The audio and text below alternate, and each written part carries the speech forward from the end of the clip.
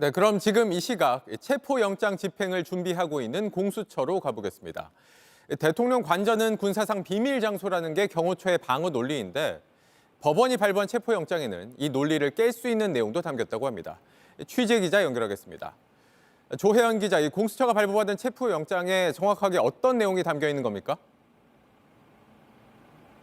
네, 윤 대통령에 대한 체포와 수색 영장에는 형사소송법 110조와 111조의 적용을 예외로 한다. 이런 문구가 담겨 있는 것으로 알려졌습니다.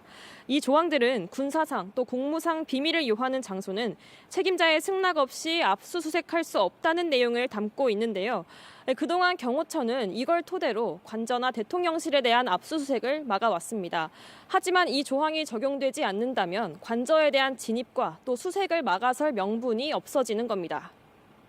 네, 이미 날이 어두워진 상태인데 오늘 집행은 없는 겁니까? 네, 일단 오늘은 아닌 것으로 파악이 됐습니다. 사상 초유의 현직 대통령에 대한 체포영장 집행인 만큼 좀 신중하게 검토를 하고 있는 것으로 보입니다. 또 앞서 보신 것처럼 만약에 경호처가 관저 진입을 거부하거나 또 집회를 하고 있는 관저 인근에 모여있는 집회 인원들이 수사기관을 막아설 경우에 어떻게 대응할지도 좀 따져보고 있는 것으로 알려졌습니다. 하지만 체포영장 유효기간이 정해져 있는 만큼 마냥 늦출 수는 없고 이르면 내일쯤에는 집행에 나설 수도 있습니다.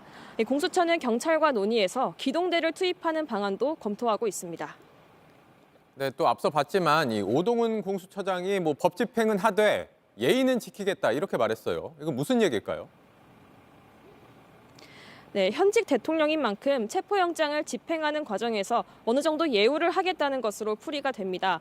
강제로 제압을 하거나 또 수갑을 사용하지는 않을 것으로 보입니다. 네, 체포하면 이곳 공수처로 이송해서 조사를 하게 될 텐데요. 만약 체포가 밤 늦게 이루어진다면 일단 서울구치소에 수감을 한 다음에 다음 날 조사를 할 수도 있습니다. 네, 조사 후에는 구속영장을 청구할 가능성이 큽니다. 만약 체포영장 유효기간인 오는 6일까지도 집행이 이뤄지지 않는다면 수사기관은 법원에서로부터 다시 영장을 발부받아서 또 재차 체포를 시도할 것으로 보입니다. 네, 지금까지 공수처에서 JTBC 조혜연입니다. JTBC 뉴스를 시청해 주신 여러분 고맙습니다. 저희는 저녁 6시 50분 뉴스룸에서 뵙겠습니다.